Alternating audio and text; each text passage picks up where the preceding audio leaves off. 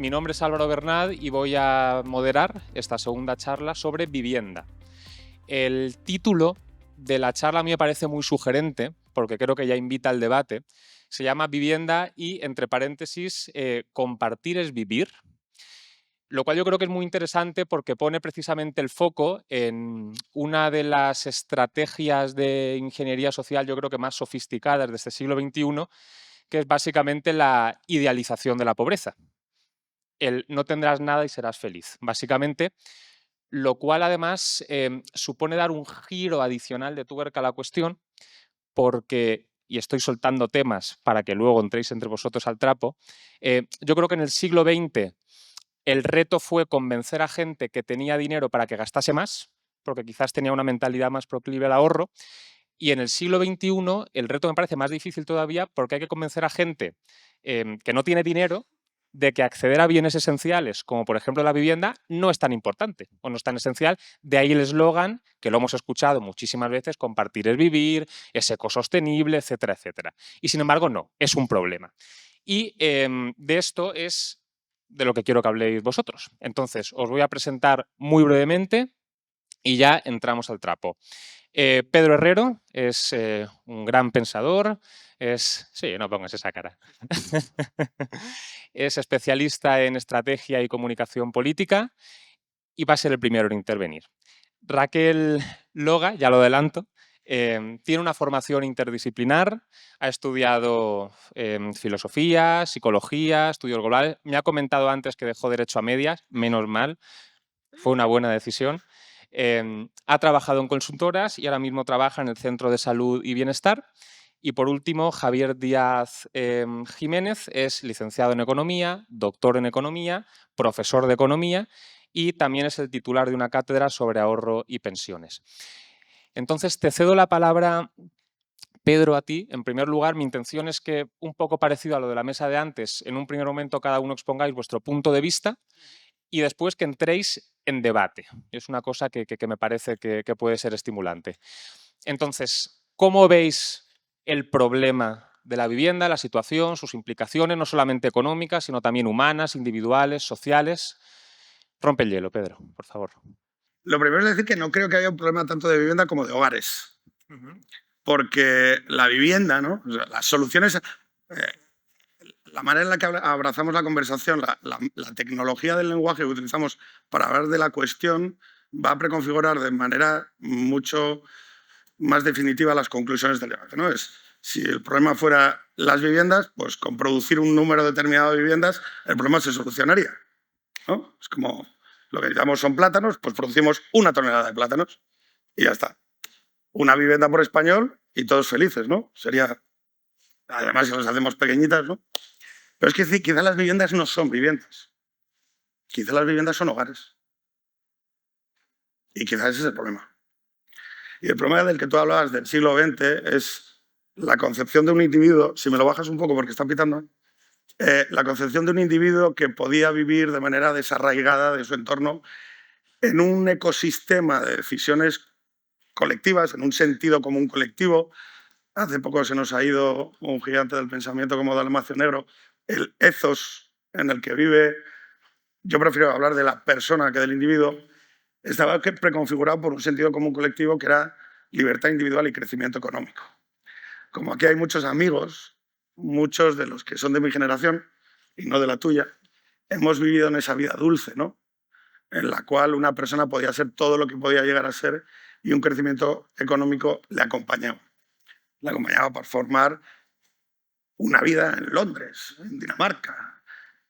Y claro, eso fue lo que preconfiguró el mundo de los 2000, que es el que vosotros, con razón, decís, ok, boomer, vaya pancho que me habéis dejado.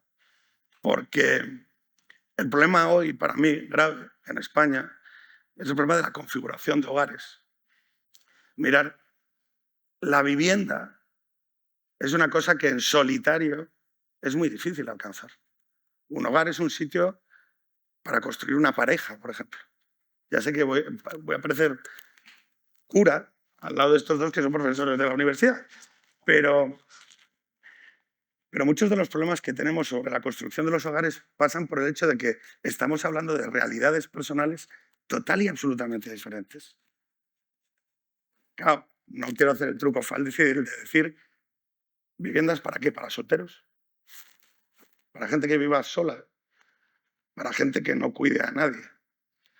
Y claro, tenemos que clasificar rápido el problema social, el que os convoca, el que os hace daño, con el que sufrís la mayor parte de los que estáis aquí. Es muy difícil vivir solo. En términos de vivienda, pero también en otros términos infinitamente más complejos, ¿no? Es una vida mucho más dolorosa y más compleja. Y el problema es que hubo una generación anterior, que fue la nuestra, que le dijo que se podía vivir solo. Y entonces hoy, por ejemplo, vosotros, que muchos de vosotros participáis de la vida pública, tenéis que pensar en soluciones. Claro, cuando hablamos de vivienda, hablamos de construir hogares para personas que quieren formar familias y tener 3 hijos. O hablamos de construir hogares para personas que vivan solas a los 45 años y vayan en bicicleta y sean ecoresilientes y no cuiden de nadie. Esto en ningún caso lo digo para demonizar o criticar o hacer daño extra a las personas que no pueden alcanzar el modelo de vida que para mí condiciona la vida buena, ¿no? La familia, el hogar. No, creo que los que me conozcan un poco ya saben que soy muy pesado con esto, así que la vivienda, voy a seguir hablando de esto, inevitablemente, ¿no? Pero creo que en política lo importante, y dejo ya de daros la chapa, es asumir cuál es la premisa, cuál es el axios, cuál es el axioma, cuál es la afirmación moral sobre la que ordenar el mundo. Y luego de ahí ya vendrán las consecuencias.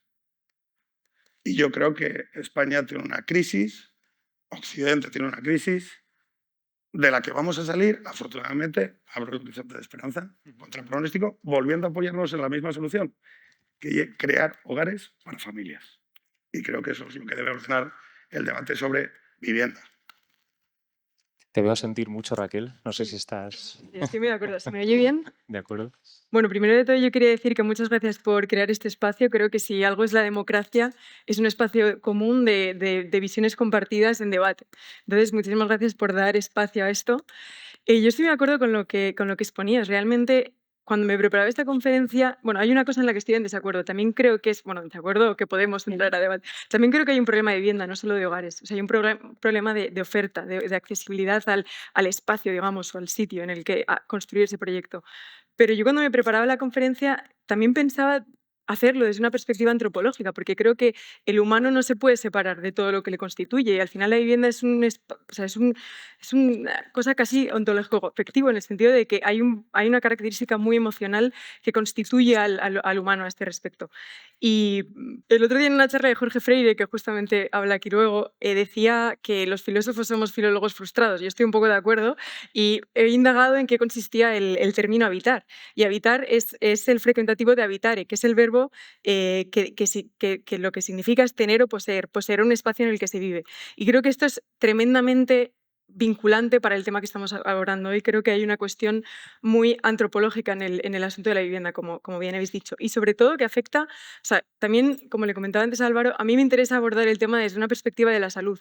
Cómo la cuestión de la vivienda afecta a la salud de las personas. Y los datos, luego si queréis podemos hablar de datos, son o sea, un 20% de síntomas de bienestar, o sea, hablan de un 20% de síntomas de bienestar, perdón, hablan de un 20% más de bienestar los propietarios que los inquilinos, que aquellos que viven en distintos en lugares arrendados, digamos. Entonces, pues me gustaría abordarlo desde este prisma y con espacio al debate. Si te parece, Javier, por terminar así esta primera ronda, un punto de vista así preliminar sobre la cuestión. Bueno, el mío, la verdad es que no tiene nada que ver. Me siento como un pulpo en un garaje, ¿no? Primero porque soy el más mayor de esta sala y el más calvo. Y segundo porque habláis de unas cosas tan etéreas y tan que no sé muy bien qué decir, ¿no? En realidad, el problema de la vivienda existe siempre que haya una persona que quiera vivir de alguna manera solo o acompañado en un sitio y no la encuentres, ¿no? Y ya está, y ahora tienes un problema. No sé si eso es un problema de hogares, si es un problema ecológico, si es un problema emocional, si es un problema... Es un problema material, es un problema... y es un problema de gestión. ¿De gestión de qué? De gestión del espacio, que es del territorio, que es un bien público y que está sujeto pues a la economía de los bienes públicos, a la tragedia de los comunes. Es un espacio que está absolutamente regulado y que si hay un problema, porque aunque uno de vosotros levante la mano, ya hay un problema de vivienda y nadie te lo tiene que explicar. Yo vivo con mis padres y preferiría no hacerlo. O yo estoy buscando, o yo querría tener una familia y no me salen los números, ¿no? No tengo dónde ponerla. Cuando un inmigrante llega a un país, lo primero que hace es hacerse una vivienda. Cuando concebimos a un ser humano, lo primero que hace es hacerse una vivienda, ¿no? Y luego ya empieza a crecer el embrión, ¿no? Entonces, pues al final la economía lo resuelve esto en fin, realmente técnicamente es un problema trivial. No hay un problema de camisas. Si tú quieres comprarte camisas, hay camisas de 300 euros, de 30 euros, y yo he llegado a comprar camisetas de 3 euros en Decathlon. Y no hay viviendas. ¿Y por qué no hay viviendas y sí hay camisas? Pues simplemente porque la oferta está mal regulada, porque no sé si fue un Borbón o un Austria, porque en fin, y a lo mejor esto es una leyenda urbana, pero si non è vero bien trovato, ¿no? A alguien se le ocurrió decir que España, alguien que mandaba y tenía la capacidad y la potestad para hacerlo, que todo el territorio de la península ibérica, menos Portugal y Gibraltar y Andorra, tenía que ser rústico, ¿no? ¿Por qué? Pues porque no iba a haber comida. Entonces, como no iba a haber comida, el defecto es todo es rústico. Y ahora, una vez que ya has decidido que todo es rústico, pues en este país hay más de 8.000 alcaldes, que es una cosa demencial. O sea, puestos a decir, a ver, 8.000 alcaldes en 505.000 kilómetros cuadrados. Bueno, pues 8.000 alcaldes que deciden si recalifican o no recalifican, ¿no? Y entonces ya os podéis imaginar, bueno, el guirigay descomunal, en fin, con otra serie de regulaciones, porque esto es por donde empiezas y luego sigues poniendo, ¿no? Las diputaciones y las autonomías y el Estado central y todo el exceso de regulación, ¿no? Y entonces el resultado final es que, bueno, pues la tecnología y la sociedad se ha ido urbanizando, queremos vivir todos en el mismo sitio. Somos muchos más que éramos antes. Cuando yo tenía vuestra edad éramos 32 millones, ahora somos 50. El número de viviendas en Lavapiés no ha cambiado ni en una sola. Y si todos queremos vivir en Lavapiés, pues no cabemos en Lavapiés. Y ya está. Y entonces, pues tendremos que vivir en otro sitio, ¿no? Y es un problema de colaboración público-privado, porque las ciudades españolas, y Madrid, por ejemplo, pero Barcelona un poco distinto porque tiene una geografía un poco más complicada, pero Madrid, que no tiene ninguna geografía complicada, tú te subes a cualquiera de las torres de la Plaza de Castilla y la ciudad se acaba. O sea, tú te das la vuelta y no hay ciudad. Londres no se acaba jamás. Los Ángeles llega hasta San Diego. Bueno, hay un trocito en la costa que es de los marines, porque bueno, estás ahí en México, que no está urbanizado, pero desde es que puedes subir. O sea, si exagero un poco, desde San Francisco hasta San Diego hay 2.000 kilómetros con urbanización, donde vive mucha gente, ¿no? Y Madrid, yo he pasado 20 años, soy parte del claustro fundador de la Universidad Carlos III y, bueno, yo he sido toda la vida un niño bien. Para mí Madrid se acababa iba a decir en Atocha, vamos, Atocha ya era un poco de dudosa reputación, pero más para abajo era inconcebible, ¿no? Y yo pensaba el primer día que llegué que Getafe pues, debía estar a 50 kilómetros, ¿no? Más o menos, ¿no? Y la primera sorpresa fue, no, está a 11, ¿no? La salida por la que se va a la Carlos III, es kilómetro 11. Y iba en tren, ¿no? Y lo que era, en Villaverde hay lechugas. A menos de 5 kilómetros de la Puerta del Sol hay lechugas plantadas. ¿En serio? Sí, en serio. No sé si siguen las lechugas, porque es verdad que ahora llevo 20 años que no voy a... Bueno, he ido un par de veces, no voy mucho. Y no sé si siguen o no siguen las lechugas, pero es inconcebible que la Comunidad de Madrid sea toda ella suelo urbano, excepto las zonas específicamente protegidas. Y ya está. Y se acabó el problema de la vivienda. Y ahora solo me queda convenceros que no hace falta vivir en Lavapiés con una única, con todos en Lavapiés, es decir, con una única condición, con que haya transporte público que funcione y que nos permita. Yo, yo vivo, la verdad es que tengo mucha suerte. Yo vivo en la primera urba de Majadahonda, o sea, pero antes de las rotondas y los baches, por eso es la suerte. Pero además tiene una doble, triple suerte, y es que soy vecino de la estación y si yo salgo de mi urba está la última parada del autobús que se enchufa por el Busbao y yo vivo a 8 minutos de Moncloa, del intercambiador de Moncloa. ¿Por qué?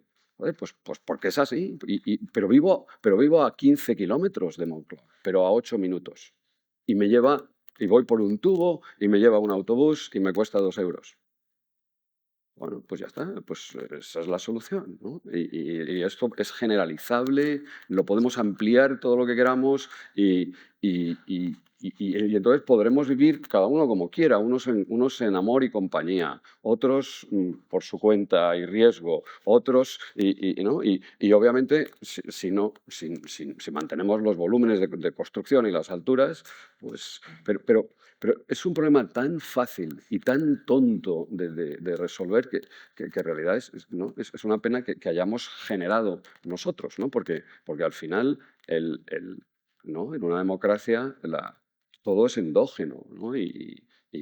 Los planes de urbanismo y la regulación de la construcción pues dependen de lo que queremos hacer nosotros, ¿no? Y parece que, bueno, pues que esto es lo que nos gusta tener no tener viviendas, tenerlas caras, tenerlas malas y tener este problema ¿no? de todos los problemas derivados de que realmente, pues si tienes que dedicar más de, no sé si es el 30%, el número mágico, o 40% de tu sueldo a la vivienda, pues vas a economizar en algo que es muy caro y te va a condicionar todo el resto de tu vida. Te va a condicionar cómo vives, te va a condicionar cuántos hijos tienes, si los tienes y no los tienes, te va a condicionar tu salud mental y te va a condicionar todo lo demás, porque no te tienes, porque las viviendas en las zonas tensionadas, en las zonas donde queremos vivir, ¿no?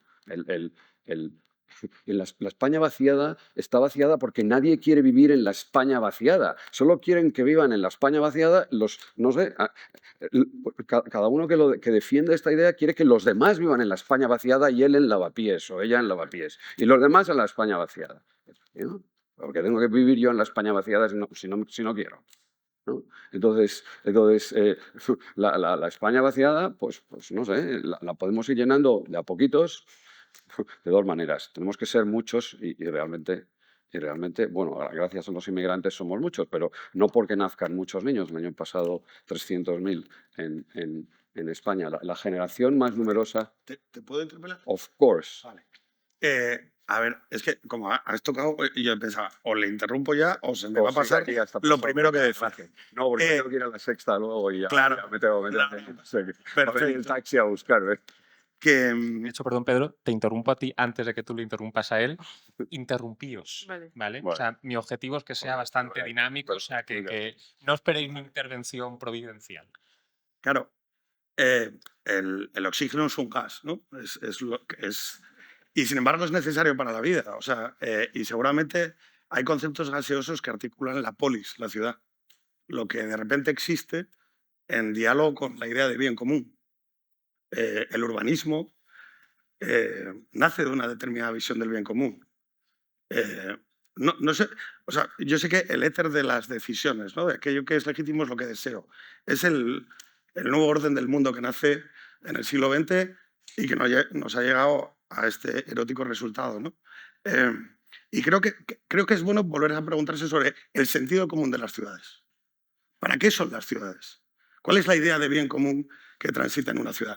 Por ejemplo, tú, seguramente de manera gaseosa, en tu intervención has dicho pues que cada uno pueda alcanzar su modelo de vida buena confrontado con su autonomía personal. Eso es una idea de bien común. Que la ciudad permita las elecciones libres. Por ejemplo, la ciudad soviética no lo permitía, ¿no? Era más un cajón de madera. Por lo tanto, no creo que sea una chorrada explicar cuál es el modelo de ciudad, el urbanismo, si queremos, ¿no? O sea, oye, porque además permanece a lo largo de los siglos. O sea, seguramente, no me acuerdo que el líder del PP decía que había que fusilar arquitectos, pero sí, yo también lo sabía, pero quería jugar un poco con la dinámica del público, ¿no? Porque sus errores, ¿y cómo lo decía? Porque sus errores permanecen entre generaciones. Y creo que esta generación tiene derecho a decir, oye, ¿esto de qué va? ¿Las ciudades son para solteros o son para familias? Yo vivo en Getafe y antes vivía en Moratalaz. Moratalaz es una ciudad jardín maravillosa, con pisos amplios de 120 y 140 metros, y luminosa y construida en altura. A mí, por ejemplo, la premisa de la construcción en altura es una premisa, recogiendo el testigo de lo que decía ella, que da salud, porque da densidad, da plazas, da niños. A mí, por ejemplo, que los espacios públicos estén construidos para niños, me parece, perdón por la terminología en el IES y en el Internet, en el Instituto de Empresas, mandatorio, que decimos en los proyectos de consultoría. Mandatorio. Sin esto, la ciudad yo la tiro por la ventana. Porque en la discusión sobre la política, que más o menos algunos de aquí se dedican a ellos, lo que discutimos es sobre el principio. Porque luego la economía, la tecnología, los arquitectos son tecnologías al servicio del principio. Y ese es el que habrá que abrazar. Oye, Franco dijo, un país de propietarios. He dicho Franco. Y digo, un país de propietarios. Y entonces en Madrid, en Moratalaz, hay un montón de viviendas, de cooperativas, con un yugo y unas flechas que no han sido tocadas aún por la ley de memoria histórica. Y yo eso lo considero bien. Yo, por ejemplo, un país de propietarios, que haya mucha vivienda en propiedad, que volvamos a recuperar una conversación pública, que crean el crecimiento. Escucha, el desarrollismo que se cargó el primer frontal de la playa de Gijón, que seguramente sabréis, es la ciudad más fea urbanísticamente de España. Yo veo un bien moral en los PAUs de Villaverde. Lo veo. Veo un bien moral que se pueda construir. En esas cosas tan feas, tan cuadradas, ¿Por qué? Porque hay niños y hay familias.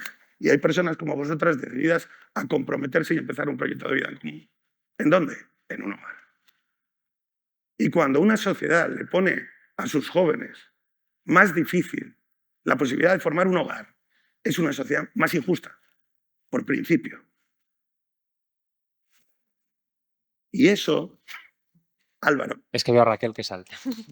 Eso, Raquel, me parece que es salud. Yo estoy muy de acuerdo contigo y sobre todo, sí, o sea, estoy súper de acuerdo con el deber moral y con que al final, como habéis dicho, las sociedades cambian, la historia cambia, pero los humanos cambiamos, las necesidades humanas han cambiado muy poco a lo largo de la historia, realmente son prácticamente las mismas. Y sí que hay un concepto que me gustaría, no sé si definir o al menos señalar, porque creo que es vinculante con el momento en el que nos encontramos, y voy a leer la definición, y es el de precariedad habitacional. Y la precariedad habitacional es un estado de incertidumbre que aumenta la probabilidad real o percibida de que una persona sufra un acontecimiento adverso por causa o a consecuencia de la vivienda. Al final, si atendemos por qué me interesa este concepto, sobre todo es por el tema de la incertidumbre. Realmente los humanos no estamos preparados para resolver los problemas complejos de las sociedades actuales en las que nos abocan estos tipos de sociedades. Realmente la mejor manera de lidiar, por ejemplo, con el estrés es tomando decisiones. ¿Por qué? Porque son maneras rápidas de resolver conflictos y eso es lo que realmente nos alivia esa activación de lo que decimos en bienestar del simpático, que es realmente un perjuicio para nuestra salud. Entonces, si atendemos también a lo que produce esta precariedad habitacional en el cuerpo humano, es un estado de estrés constante. Al final, el estrés no es más que la sensación de que tú no puedes salvaguardar tu bienestar físico, mental o social por un largo periodo de tiempo. Y esto en el organismo, o sea, a nivel fisiológico, tiene un impacto brutal, y sostenido en el tiempo es un concepto que se llama carga alostática, que realmente desgasta todo lo que viene siendo todo el cuerpo. Entonces, reducir la incertidumbre con el que el humano se enfrenta a esta necesidad tan fundamental, como desde mi punto de vista es la vivienda, que, como digo, es una cuestión casi afectiva, o sea, reducirla a través de la propiedad me parece fundamental, o de la propiedad o de asegurarle de alguna manera que se reduce justamente esa situación, porque es una cuestión, lo digo, de salud pública. O sea, la vivienda es también una cuestión de salud pública, por mucho que no se quiera ver así. No sé si quieres Sí, es que acotar algo. sigo, en fin, percibiendo no sé, una especie de dos cosas, ¿no? Como un espíritu colectivista, que esto es, y un sentimiento de impotencia, es que como si no pudiéramos hacer nada, como si las soluciones no fueran realmente individuales. Cada uno vive, iba a decir, en la vivienda, no sé si en la que puede, en la que se merece, en la que, ¿no? Si a mí me ofrecen un trabajo o una opción de vida, pues las comparo, las valoro y decido si me voy a vivir a Soria o me voy a vivir a Barcelona o me voy a vivir a Madrid, a qué distancia voy a vivir de la ciudad, y me hago responsable de... es que precariedad habitacional. Me dices eso y se me encoge el alma. Tío, no, que pare en el mundo, que me bajo. Yo no quiero vivir en un sitio donde esto es parte de ¿no? No, ¿qué quiere decir eso? ¿No?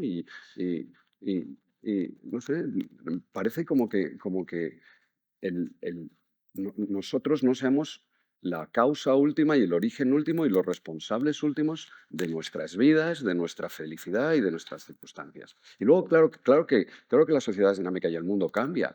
El Bernabéu, cuando yo tenía, en 1961, construimos el Bernabéu, ¿sabéis dónde? En Valdebebas, porque donde está ahora el Bernabéu era Valdebebas. Y todo lo que había de ahí entonces era un descampado. Y los nuevos ministerios estaba el hipódromo. ¿Por qué? Porque eso era donde estaba la ciudad, y ahí no había nada, no había absolutamente nada. ¿Y qué pasó? Pues que se fue llenando, se llenó y ahora se quedó donde está, porque todo lo demás creció alrededor de un estadio que estaba construido, como parece razonable, en las afueras de la ciudad, ¿no? Y ahora pues podemos seguir por ese camino. Si es que realmente es muy fácil. Claro que tenemos que construir, y claro que debemos construir en altura, y claro que debe haber parques, y claro que las ciudades deben de ser habitables, y lo serán simplemente con una condición: deja de regular tan mal. Deja de regular tan mal el territorio, protege el territorio, crea espacios públicos, pero deja y tolera y facilita la construcción. Y una vez que hagas todo eso, pues habrá viviendas más grandes, más pequeñas, más alejadas, más próximas. Habrá personas que ganen más y menos, unas que valoren más su tiempo, otras que valoren más el dinero, unas que decidan estudiar periodismo y otras que decidan ser ingenieros informáticos, ¿no? Y entonces, ¿qué pasará? Pues que cada uno tendrá la vida que haya elegido, y habrá cosas incompatibles. Si tu tiempo vale... Déjame que acabe, esta frase es fundamental. Si tu tiempo vale 3.000 euros, pues te podrás comprar una vivienda, alquilar una vivienda de 1.000 o pagar una hipoteca de 1.000. Si tu tiempo vale 1.000 euros, pues no te vas a comprar una vivienda de 1.000, alquilar una vivienda de 1.000, pues si quieres vivir tú solo, o pagarte una hipoteca de 1.000. Pero ¿cuánto vale tu tiempo? Es una decisión personal tuya y de la que debes hacerte responsable. Y eso, de verdad, me sorprende que en este foro nadie esté hablando de libertad, nadie está hablando de responsabilidad individual, y todo sea precariedad habitacional, tasa de paro. Por cierto, déjame que diga una cosa de la tasa de paro, que es que me acabo de acordar. Esto, perdonadme, pero no me puedo reprimir. Okay. Imaginad que en una economía hay 10 parados, ¿no? Hay de 100 personas. En una isla de 100 personas hay 10 personas que están buscando un empleo y que no lo encuentran, ¿no? En situación de lo que que la encuesta de población activa llama parado, en situación de búsqueda activa de empleo y disponibilidad inmediata para... Vale. ¿Cuál va a ser la tasa de paro en esa economía? Pues os voy a decir porque el número de tasas de paro que hay en esa economía es infinito. Si los otros 90 trabajan, la tasa de paro es el 10%. Si ninguno de los otros 90 trabajan, la tasa de paro es el 100%. Y son los mismos parados, 10. ¿Okay? Entonces, decidme que la tasa de paro es el peor invento de los economistas. No. Es un número que nos confunde y que no dice absolutamente nada. Si no me dices cuánta gente está trabajando. Y España tiene un problema, si tiene un problema, lo tiene de empleo o de empleabilidad o de salarios, pero no de paro. ¿Qué es el paro? Ok, bueno, perdón. Javier, yo digo, antes de que... Sí, ya, gracias, pero ya antes de que algún es por conocido- mi salud mental, es por mi ahora me No, puedo no, ir no, tranquilamente. Si, me ¿no? parece- si es por coserlo, es porque yo entiendo tu incomprensión, Javier. Porque además, fíjate, creo que tú y yo formamos parte de una generación puente que tiene que hacer un esfuerzo interpretativo porque la manera de vivir colectiva ha cambiado respecto de la generación de ella. Y tenemos que ser mucho más empáticos con el dolor, aunque creamos en la libertad y la responsabilidad. Fíjate si creo en la responsabilidad y la libertad, que aunque lo odiase, dejaría que mi hija escogiera periodismo. O sea, digo, me daría el mayor disgusto posible. Pero, Javier, hay una cuestión aquí que es, fíjate, No, ok, boomer. No, pero déjame un minuto, Mico. Pero espero que le dijeras, sí, vas a estudiar periodismo Y te vas a hacer- vas a vivir en El Leganés. no, mucho peor, en Fuenlabrada, no sé. Mucho peor, ojo. Este ataque injustificado. Perdón, vas allá, en Este- Seseña, este en Seseña. ataque injustificado. Vas a vivir en Parla, en Seseña. ¿Dónde vas a vivir? No, Fuenlabrada. Entonces, a ver, yo solo porque, Javier, porque tratemos. Se llama, ¿por qué se llama OK Boomer? ¿Por qué se llama OK Boomer? Creo esto. Porque hay una generación nacida después de la gran recesión que está, y perdonadme mi francés, hasta los cojones de que les lean la cartilla con lo de yo a tu edad, aquí hay que ser libre, responsable, hay que echarle cojones, hay que extender carrera corporativa, no sé qué. Claro, yo sí me voy a los datos, Javier. Yo pienso, oye, no puedo tener yo los cojones cuadrados de no decirle a estos chavales el mundo dulce y la vida dulce que yo me encontré. Se lo voy a contar a ella. Mira, yo con 26 años, después de estar drogándome como un burro durante 3 años, me puse a trabajar, conocí a mi mujer y entré en Caja Madrid, Javier, a comprar un apartamento detrás de la Catedral de Oviedo con 2 plazas de garaje, con 0 euros, del que sigo siendo propietario. Y eso cambia mi vida y mi concepción del mundo.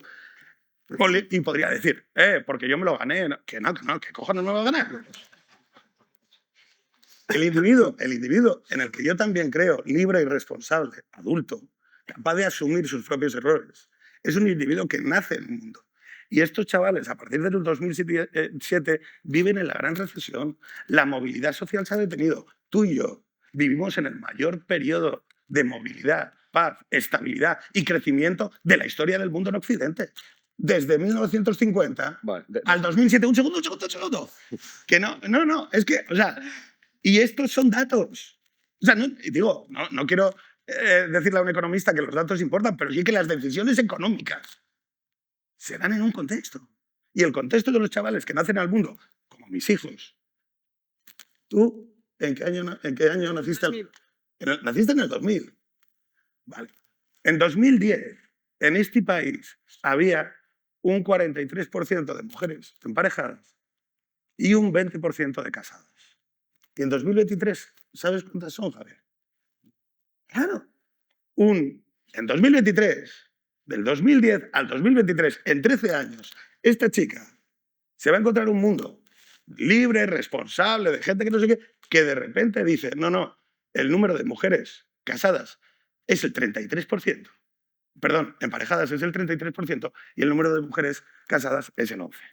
Hemos perdido un 20% de parejas y eso afecta a la vivienda y al mundo.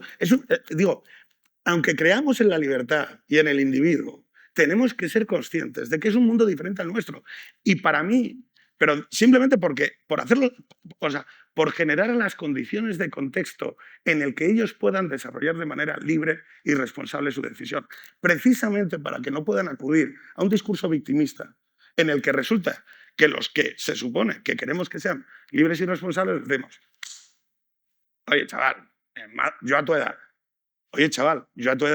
entré en Caja Madrid y pedí un apartamento con 0 euros.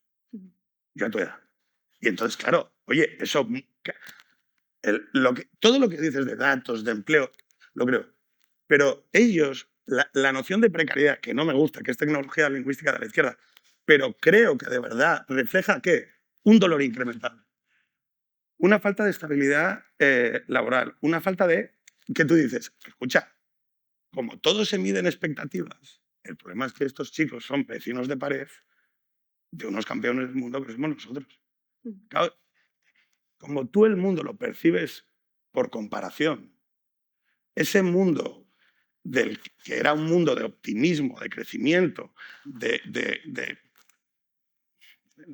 verdad os lo digo, era la vida dulce, encima es el que os queda generacionalmente más a mano. Y eso, Javier, genera sufrimiento y dolor. Aunque, o sea, aunque no queramos desapoderarles de sus decisiones. Por ejemplo, me parece mucho más importante que las generaciones venideras sean conscientes de que el mayor acto de solidaridad intergeneracional hacia tus hijos hoy es darles la entrada para un piso. Mucho más que la formación y mucho más que la educación, que era lo que pasaba a mi edad.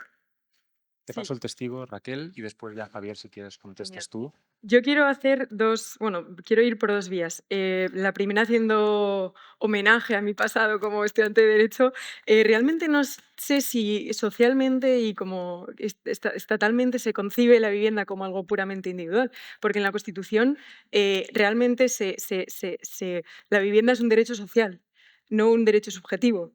Y ese derecho social implica que necesita una regulación estatal para que pueda acontecerse. O sea, tú no puedes alegar al tribunal que no tienes una vivienda y ellos te lo dan. O sea, es un derecho subjetivo pero precisamente porque requiere de unas políticas públicas para que ese derecho se pueda hacer fáctico. Esto por un lado.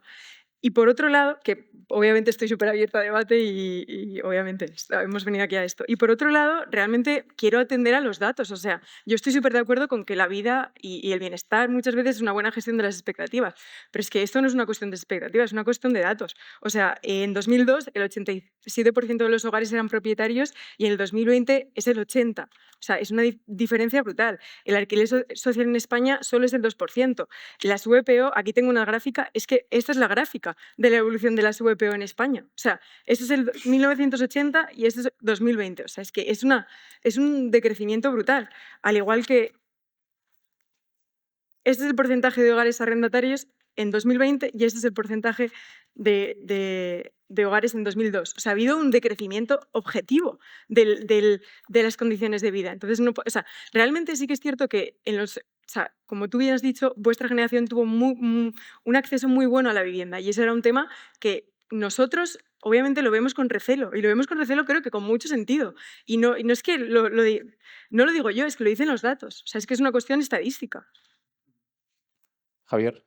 Sí, la verdad es que esos datos que das puede que sean parcialmente verdad. También es verdad que no, porque enseñar gráficos y no ver los ejes, pues yo no sé si eso ha caído un 5%.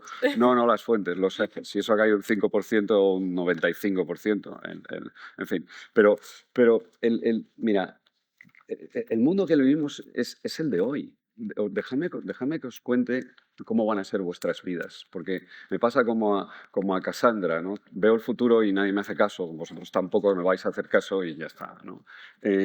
Estamos quizá a semanas, a meses seguro, mucho menos que años, de que un robot humaniforme que cuesta 30.000 pavos y que se puede alquilar al mes por 500 pavos, va a venir detrás de mí un robot humaniforme que va a venir detrás de mí un mes y va a aprender a hacer exactamente todo lo que hago. ¿Okay? Y cuesta 500 euros. sin cotizaciones sociales, sin vacaciones pagadas, sin protestar, sin necesidad de una vivienda porque le pones una pared y se queda tan contento, sin problemas mentales, sin ninguna clase de cosa, ¿no? Y ese es vuestro mundo. Ese es vuestro mundo que viene. Y ahora, con ese mundo que viene y que lo vais a vivir y que lo vamos a vivir, porque los boomers y los mayores, como estoy hablando de semanas y de meses, ese va a ser el mundo en el que vamos a entrar y no va a haber manera de pararlo. Ahí es donde vamos a tener que construir viviendas, que vivir, que decidir cuántos vamos a trabajar, en qué vamos a trabajar, qué es lo que vamos a hacer, ¿no? Y entonces, pues nosotros podremos seguir costando, pues cuando éramos mayores, cuando nosotros teníamos vuestra edad, no pasaba esto. Y el precio y el valor de vuestro tiempo, pues va a ser 500 euros al mes si sois capaces de hacer lo que hace, sin vacaciones, ¿no? Porque si sois capaces de hacer lo que hace esa máquina, ¿no? Y al final, la educación, el capital humano, es siempre una carrera con la tecnología.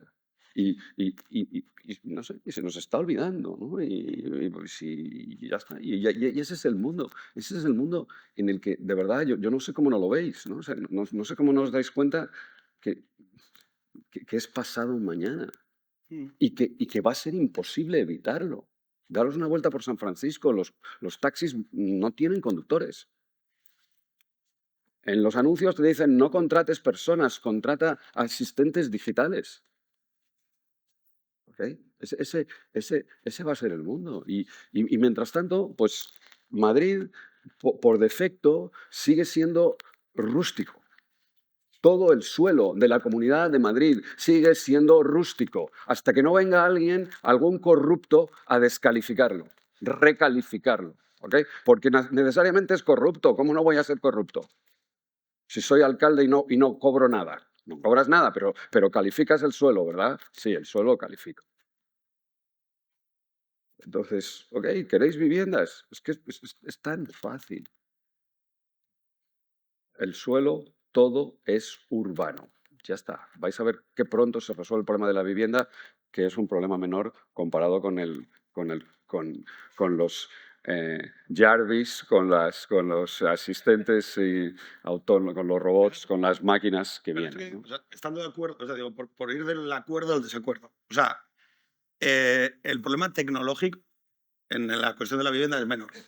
De colocar ladrillos uno encima de otro. O sea, te digo, oye. No, ahora se hacen con pladur. Ahora pues los ladrillos. Madera. Estás un poco desactualizado. No, estoy bastante actualizado. Son de papel.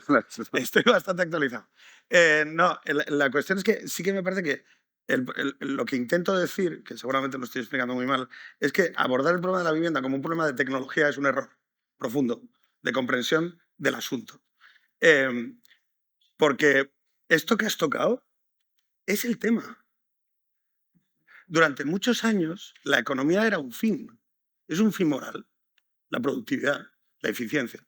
Mira, yo decidí que me bajaba de la consultora donde trabajaba un día que en la figura 10 del documento estratégico para 15 años del tal ponía esto es sobre el impacto que tienen algunas human barriers, human factors pose, o sea, los factores humanos ponen algunas de las barreras más importantes al desarrollo de la tecnología. Que es un poco la cuestión que acabas de plantearle a la gente. Es, oye, ¿no os dais cuenta que vais a ser sustituidos por robots? Claro, o sea, que pues precisamente por eso. Porque la economía, a mí, claro, eso es una petición de principio de las gaseosas. O la economía es para las personas o a la mierda la economía. Y esto es lo que algunos liberales no entienden. Mirad, o lo que construimos colectivamente a través del sistema de libertades y de la libertad económica nacida en ese fin de la historia que fueron los años 2000, se pone al servicio de estos chavales, o estos chavales legítimamente van a votar, vamos a caer en un autoritarismo como no se ha visto y que quizás se parezca al de la primera parte del siglo XX. Y eso me parece que es en reflejo especular con la ignorancia que ellos muestran hacia el desarrollo tecnológico. Yo me permito decirle a una generación que cree que el beneficio y la productividad son fines morales, que yo sí que lo creo, El desarrollo humano, el crecimiento económico es un bien, el crecimiento es un bien. Que convirtamos el suelo urbano de Madrid en construir, me parece un bien. Pero ¿sabes por qué? No por la economía, ni por los beneficios, ni por la productividad, porque vamos a poder meter a estos chavales en hogares. Y cuando lleguen los robots, espero que tengan instituciones que protejan su salud, su bienestar. Y yo sí creo en la comunidad. Es más, creo, y esto ya me lo permitirás porque creo que el sistema de libertades y de individuos, diría Tocqueville, que requiere, para que podamos abrazar esa idea elegante de una sociedad que merece la pena ser vivida, que es aquella que respete nuestro principio de autonomía y libertad personal. Eso solo se da en condiciones de posibilidad donde, por ejemplo, existan un número mínimo de familias y de hogares. En el desierto del Gobi, por mucho dinero y productividad que haya, porque haya un mineral extraño, no hay libertad, porque requiere condiciones de contexto como la comunidad, como el hogar, como la familia. Y por eso yo me permito, como tú participas en los medios, sabes que un intelectual o que alguien que participe tiene que asumir la responsabilidad personal de cuándo gritar fuego. Oye, ¿cuándo digo que tenemos un problema? Y yo creo que tenemos un problema que no se resuelve abordando el debate por abajo, por la tecnología. No se resuelve diciendo, vamos a hacer unas jornadas de vivienda, sanidad, educación y no sé qué. Porque tenemos que atrevernos a volver a pensar sobre el principio, no para saber cómo protegemos para saber, por ejemplo, cómo protegemos la libertad. En un mundo sin propietarios, Tocqueville te diría que la democracia liberal no es posible. Bueno, ¿medio minuto? Sí. Ok. No, ya, o sea, en el mundo en el que van a irse a vivir vosotros, lo vais a hacer vosotros. Es lo que, yo no os puedo ayudar, aparte de que ya os lo he dicho, lo que quería deciros, ¿no? O sea, que solamente os aviso que los robots están aquí la semana que viene. O sea, que os queda una semana o 2 o 3, ¿no? de estar tan relajados y sin compartir espacio con, ¿no? Y van a ser igual que los móviles. Vamos, esto va a ser el próximo robot es esto. Con patas y con autonomía para hacer cosas, ¿no? Entonces, el mundo que van a tener ellos lo van a construir ellos, igual que cada generación construye el suyo dentro de las posibilidades que tienen, de las posibilidades tecnológicas que tienen. Y tendrán los hogares que quieran tener y se relacionarán como se quieran relacionar. Y no sabemos cómo va a ser esa sociedad. Y nada es imposible. La comunidad no es necesaria. Habrá comunidades, igual que hay tribus, igual que unos juegan al Fortnite y otros no, igual unos tendrán acceso a las biotecnologías. No, habrá una comunidad, no habrá una, habrá muchas, ¿no? Y seguirá habiendo desigualdad, habrá desigualdad tecnológica, habrá desigualdades materiales, pero nosotros no les podemos hacer nada porque nos vamos a morir. O sea, ¿no? Y entonces el mundo es suyo y las casas de sus padres y de sus abuelos son suyas. ¿Y qué van a hacer con ellas? No tengo ni la menor idea. Pero lo resolverán igual que lo resolvimos cada uno de nosotros. Lo que no creo es que haya falta algo orgánico, necesario, para nada distinto de lo que ellos, cada uno de ellos, individual y colectivamente, decidan hacer y decidan cómo quieren transformar su sociedad, dónde quieren vivir, cómo va a ser su arquitectura y su urbanismo. Yo al final lo único que os he dicho es, creo que hay un problema de oferta de viviendas, creo que hay menos viviendas de las que os gustaría que hubiera, de las que tenéis, que no son accesibles, asequibles, que tenéis un problema de salarios, que desgraciadamente os hemos hecho 3 faenas. Primero, no teneros, sois muchos menos de los que deberíais de ser, con lo cual que ha sido la primera gran trampa que hemos hecho los boomers con vosotros, porque entendemos que cuantos menos seáis, os vamos a ganar siempre las elecciones y vais a pagar las pensiones y nunca va a haber guarderías 03. ¿Okay? O sea, la primera cosa que os hemos hecho es no teneros, os hemos dejado ahí en el limbo. Creo que el limbo, vamos los que somos regulares, yo tengo una aspiración de terminar en el limbo hasta que decidan, ¿no? Y los niños que no nacen. Esa es la primera. Segunda, os hemos educado, hemos tolerado una educación que no está a la altura de la tecnología, donde nuestro sistema de educación primaria y secundaria se ha quedado completamente obsoleta, inmediatamente obsoleta, porque hemos optado por un modelo funcionarial que es cero adaptable y que tiene ningún interés y ya está. Y esa es la sociedad en la que estamos hasta que nos muramos, pero nos vamos a morir. Entonces vosotros mismos y con vuestras máquinas y con vuestros programas os vais a heredar millones de líneas de código y va a estar a vuestra disposición. O sea que aprovecharlo, pasadlo bien y de vez en cuando venir a nuestras tumbas a darnos las gracias, ¿no? Eso estaría genial. ¿Cuál era? A ver, 3. No teneros, no educaros. Ya, no sé, sí, yo no sé cuál es la tercera. A lo mejor, claro, es que no educaros mejor. O sea, no haberos tenido es la primera. No haberos educado mejor es la segunda. Y ya no me acuerdo cuál era la tercera. Bueno, yo creo que hay una tercera muy importante, que es la falta de esperanza. Os hemos legado... Pero eso sí, pero ¿cómo puedes decir? A ver, el que no tenga esperanza que se ponga de pie, porque no podemos decir tú y yo, en serio, el que se... A ver, no. El que esté desesperado, no, el que esté desesperado que se levante, porque le voy a dar un abrazo. Vamos, no sé, entonces, eso no. O sea, le voy a dar 100 pavos. No, eso tampoco. El que esté desesperado que lo diga, porque a lo mejor no hay desesperado. Claro, pero cuando hablamos del nosotros es importante entender qué papel tiene la conversación pública en la configuración de la ciudad, ¿no? La configuración de la ciudad desde el 2007 abraza una conversación pública apocalíptica. Greta Thunberg. Greta Thunberg, ¿te suena? Sí, Greta Thunberg que lava lavadora, ¿verdad? Claro, Greta Thunberg es una ¿Cómo persona lava? Cuéntame cómo lava. No, pero ha ido ¿A mano o a máquina? Ha ido a las Naciones, ha ido a las Naciones Unidas, ha ido a la Unión Europea. Los partidos europeístas han validado tesis del sistema. O sea, los partidos del sistema han validado tesis apocalípticas. Y la visión apocalíptica de la vida es una visión, claro, a los que podamos, neopagana. Es decir, hay una niña apocalíptica que te dice que el mundo se va a destruir, arrepentidos, como Juana de Arco o como la infinidad de niños apocalípticos que han existido en la historia de la humanidad, ¿no? Y entonces de repente los famosos, como Jesús Vázquez, van a los polos porque van a desaparecer. Y llega un modelo, y te estoy hablando de cosas de hace 6 meses, llega un modelo, ¿no? Y dice, como se van a fundir los polos, se va a ir un virus y vamos a morir todos. Y tú y yo crecimos en un mundo que no pensaba así. Seamos justos. La conversación pública... Mira, un segundo, acabo.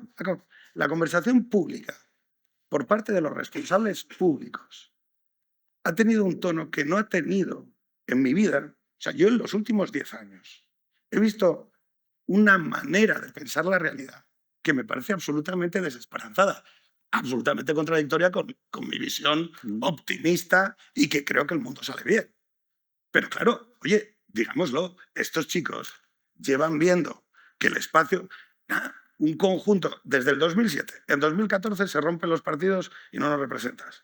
Los idiotas de la nueva política, con erótico resultado también, veníamos a renovar la política, con fenómenos que no voy a repetir. En 2017 se nos rompe el orden constitucional en Cataluña.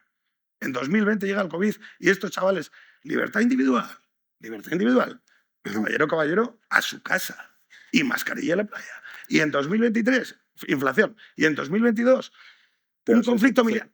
Javier, no, se te está olvidando el gol de Iniesta, porque el gol de Iniesta, ¿cuántas generaciones españoles la han vivido? ¿Cuántos años tenía esto en el gol de Iniesta? ¿Quién lo ha visto en directo? ¿Quién no sabía que iba a meter un gol de Iniesta cuando un minuto antes de que Iniesta metiera el gol de Iniesta? ¿Cuánto vale el gol de Iniesta? Que no. O sea, porque Javier, claro que las circunstancias cambian y que a unas generaciones les tocan unas cosas y a otras generaciones les tocan. Pero que vivimos en un mundo... Pero de verdad, en serio, ¿cuál es el valor del gol de Iniesta?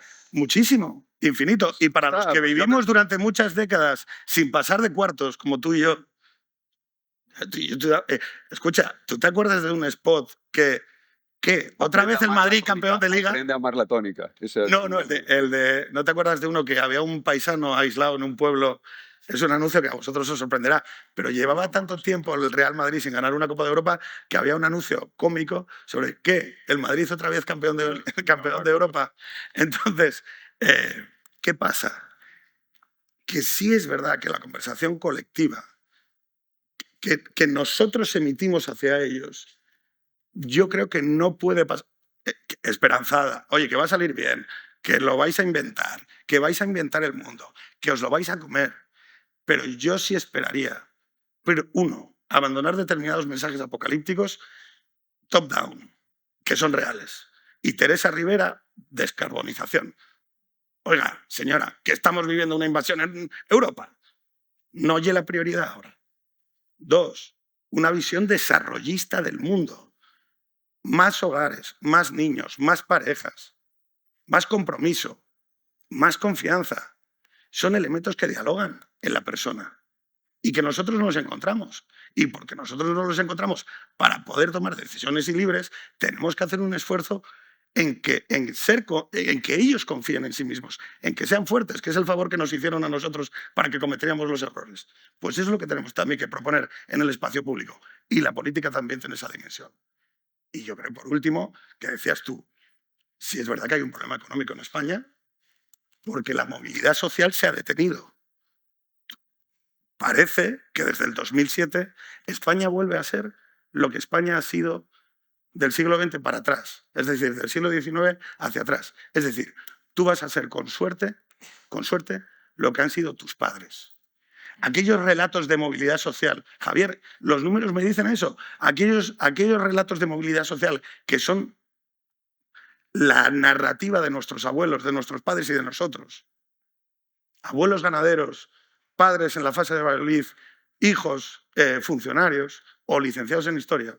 Se ha detenido. Y no pasa nada, no para decir, pues ahora nos volvemos comunistas, pero tendremos que pensar que la economía y la conversación pública tiene que atender a eso. Me habéis dicho que teníamos 1 hora, entonces, como quiero cumplirlo, voy a darle la palabra a Raquel para terminar. Y además de decir lo que tuvieses pensado decir, yo te quería también hacer una pregunta para que respondieses a eso también. Pon ahí detrás, hablan los jóvenes, eres la más joven de esta mesa. Entonces también me parece interesante, porque creo que es uno de los objetivos que se pretenden con esta jornada, entender la brecha generacional que puede existir en cuanto a la visión del mundo y en cuanto a la visión de ciertos problemas, como por ejemplo es este. Entonces, además de decir lo que tuvieses pensado decir, te querría preguntar si detectas una brecha en cuanto a el enfoque, en cuanto a la visión del mundo. Sí, vale, pues quiero, antes de abordar tu pregunta, me gustaría ir a lo que has comentado tú, de que nos tenemos que hacer fuertes como colectivo joven, digamos, que para ser fuertes, o sea, que al final el objetivo también es hacernos fuertes como generación, pero para hacernos fuertes necesitamos sentirnos seguros. Y para sentirnos seguros, o sea, la seguridad, a mí me encanta atender al cuerpo humano y a lo que necesita el cuerpo humano. Hay una teoría que a mí me encanta, que mis amigos que están por ahí les doy siempre la tabarra, que es la teoría polivagal, que nos dice que realmente hay una vía en el cuerpo humano, que es el nervio vago, que nos da esa sensación de seguridad. Pero esa sensación de seguridad no viene a través del córtex prefrontal, o sea, no se racionaliza. Es una sensación neuroceptiva que viene a través de la amígdala, y que esto son constantemente señales que interpreta del exterior. Entonces, si nosotros constantemente recibimos señales de inseguridad, de poca perspectiva, de poca prospectiva, de que no tenemos futuro, ¿cómo vamos a sentir seguros? ¿Cómo vamos a ser fuertes? O sea, hay que invertir un poco la moneda y hay que realmente ver el mensaje que nosotros como generación estamos recibiendo para actuar de una manera o de otra. Y yo sí que creo que esto es un tema muy interesante y que las señales son importantes. Y luego, con respecto a la brecha generacional, o sea, creo que luego hay otra charla sobre generación de cristal, y cuando nos llaman la generación de cristal, yo creo que tiene sentido. Y sí que es cierto que a nivel, y si tú miras las consultas, el número de consultas que hay a los psicólogos y a los psiquiatras es exponencial, obviamente porque hay mucha más, digamos, o O sea, que hay mucha gente, o sea, hay mucha más gente que realmente va porque tiene mucho más sentido de que tiene que ir, pero realmente hay también un factor muy importante de que nosotros sí que considero que somos una generación algo más débil, pero más débil en el sentido de que bueno, de que tenemos que preguntarnos por qué también somos más débiles. O sea, quizás es porque nos hemos educado de una manera más débil, pero creo que no solo vale decir que somos una generación de cristal, sino que hay que atender a por qué somos una generación de cristal. Y cómo nos hemos educado, qué mundo hemos recibido, lo que tú has dicho, Fukuyama, no sé si lo has dicho tú, el fin de la historia.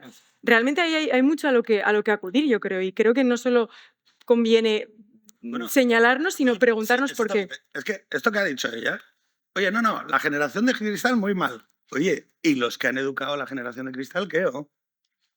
Porque vosotros estáis naciendo a un mundo del que no sois responsables. Como mis hijos no son responsables del hogar en el que crecen.